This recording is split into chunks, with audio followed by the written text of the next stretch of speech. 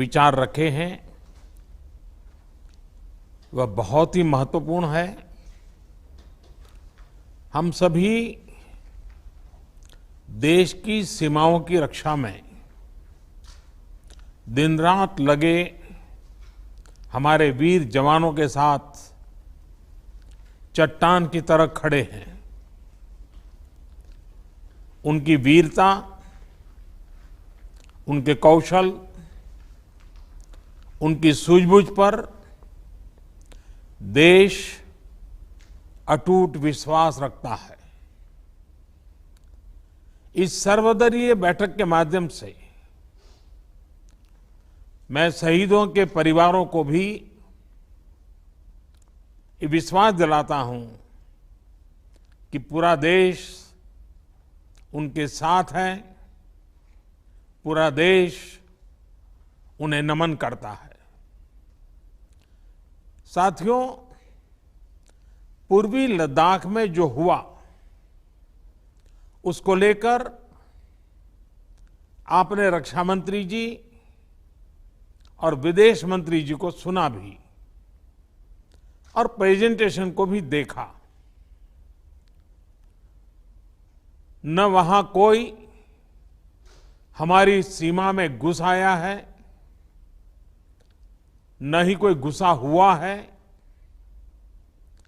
न ही हमारी कोई पोस्ट किसी दूसरे के कब्जे में है।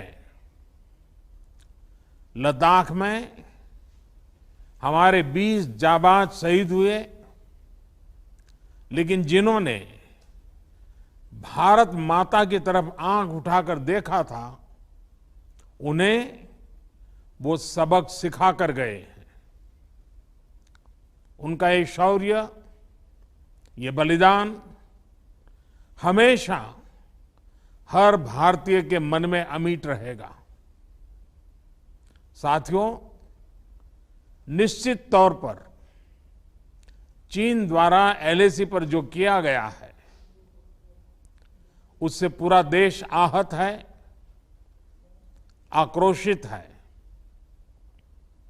ये भावना हमारी इस चर्चा के दौरान भी आप सबके माध्यम से बार बार प्रकट हुई है। मैं आपको भी आश्वस्त कर रहा हूं कि हमारी सेना देश की रक्षा के लिए कोई कसर नहीं छोड़ रही है। डिप्लॉयमेंट हो, एक्शन हो, काउंटर एक्शन हो, जल थल नभ में हमारी सेनाओं को देश की रक्षा के लिए जो करना है वो कर रही है। आज हमारे पास ये कैपेबिलिटी है कि कोई भी हमारी 1 इंच जमीन की तरफ आंख उठाकर भी नहीं देख सकता। आज भारत की सेनाएं हर सेक्टर में एक साथ मूव करने में पूरी तरह सक्षम है। ऐसे में हमने जहां एक तरफ सेना को अपने स्तर पर उचित कदम उठाने की छूट दी है, वहीं दूसरी तरफ डिप्लोमेटिक माध्यमों से भी चीन को अपनी बात दो टूक स्पष्ट कर दी है। भारत पीस और फ्रेंडशिप चाहता है, लेकिन अपनी सॉवरेनिटी की रक्षा हमारे लिए सर्वोपरि है और आप सबने भी इसी भाव को प्रकट किया है। साथियों, बीते 5 वर्षों में देश ने अपनी सीमाओं को सुरक्षित करने के लिए बॉर्डर एरिया में इंफ्रास्ट्रक्चर डेवलपमेंट को प्राथमिकता दी है। हमारी सेनाओं की दूसरी आवश्यकताओं जैसे फाइटर प्लेन्स, आधुनिक हेलीकॉप्टर, मिसाइल डिफेंस सिस्टम आदि पर भी हमने बहुत बल दिया है। नए बने हुए इंफ्रास्ट्रक्चर की वजह से खासकर एलएसी में अब हमारी पेट्रोलिंग की कैपेसिटी भी बढ़ गई है।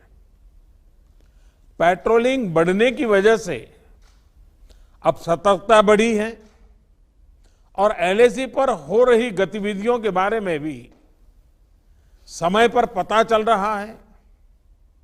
जिन क्षेत्रों पर पहले बहुत नजर नहीं रहती थी, अब वहां भी हमारे जवान अच्छी तरह से मॉनिटर कर पा रहे हैं, रिस्पॉन्ड भी कर पा रहे हैं।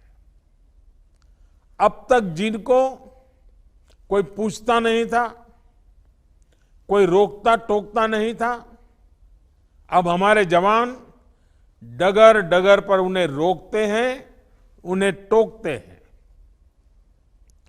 बेहतर हो रहे इंफ्रास्ट्रक्चर से एक मदद ये भी मिली है कि हमारे जवान जो उस कठिन परिस्थिति में वहां तैनात रहते हैं, उन्हें साजो सामान पहुंचाने में आसानी हुई है।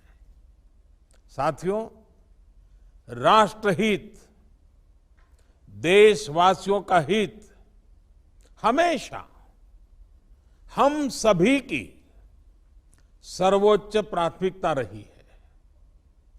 चाहे ट्रेड हो, कनेक्टिविटी हो, काउंटर टेररिज्म हो, भारत ने कभी किसी बाहरी दबाव को स्वीकार नहीं किया है। राष्ट्रीय सुरक्षा के लिए जो भी जरूरी कार्य है, जो भी जरूरी इंफ्रास्ट्रक्चर का निर्माण है, उसे इसी तरह तेज गति से आगे भी किया जाता रहेगा। मैं आप सभी को, सभी राजनीतिक दलों को फिर से आश्वस्त करता हूं कि हमारी सेनाएं सीमाओं की रक्षा करने में पूरी तरह सक्षम है। हमने उन्हें यथोचित कार्रवाई के लिए पूरी छूट दी हुई है। आप सभी ने इस बैठक के लिए अपना समय दिया, अपने मूल्यवान सुझाव दिए। इसके लिए मैं सभी दलों का, आप सभी नेतृत्वगण का हृदय से बहुत बहुत आभार व्यक्त करता हूं और आपके सुझाव आगे की रणनीति में बहुत लाभकर्ता होंगे, ये मुझे पूरा विश्वास है। मैं फिर एक बार इस एकता का संदेश देने में आप जो बढ़ चढ़ करके आगे आए हैं, वे सेना का मोरल तो बढ़ाएगा, देश के लोगों की हिम्मत बढ़ाएगा, लेकिन दुनिया को भी जो संदेश जाना चाहिए वो पहुंचेगा। और इसलिए आज की मीटिंग में आपकी सकारात्मक भूमिका का बहुत मूल्य है, उसका बहुत ऐतिहासिक महत्व है। और इसलिए भी आप सभी अभिनंदन के अधिकारी हैं। मैं फिर एक बार आप सबका धन्यवाद करता हूं। नमस्कार।